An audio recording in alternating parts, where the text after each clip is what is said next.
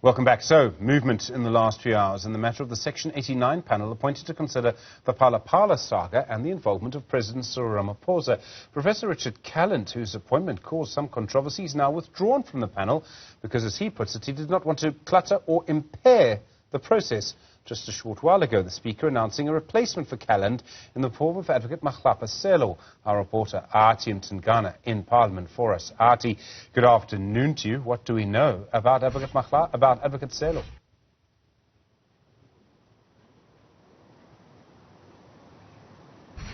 Well, what we know is that she's a respected legal professional within the law fraternity here in South Africa. That's how the Speaker has put it in a statement that she penned today, of course, announcing the decision that she has eventually come to by withdrawing the appointment of Professor Richard Calland from the independent panel that is going to be looking at, of course, the allegations against President Cyril Ramaphosa of breaching the ethics code in relation to the money theft at his Phala Phala Farm. You will recall that the ATM brought forward this particular motion in accordance to Section 89 of the Constitution. It's also important to note, Stephen, that in her announcement today, the Speaker of the National Assembly, that is, she did mention that there is actually no proof or factual basis to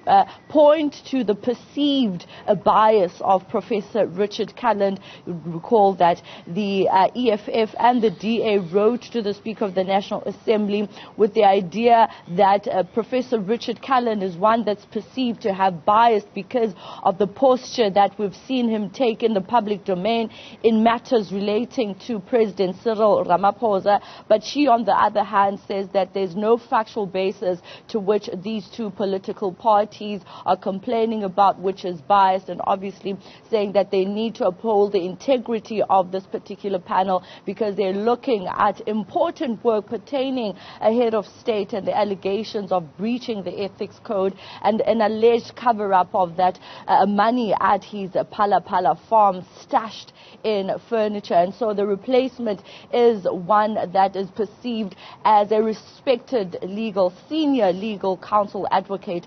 Sello, to be replacing Professor Richard Calland. Again, Stephen, she will be working with the chairperson of that panel, Justice Ngobo, who's going to be chairing it, as well as Judge Masipa, who's also part of that panel. There's no date yet as to when they'll actually start their work, but as soon as a decision has been made as to the date, they'll have 30 days thereafter to actually put together a report which will be seen in the main house in the National Assembly.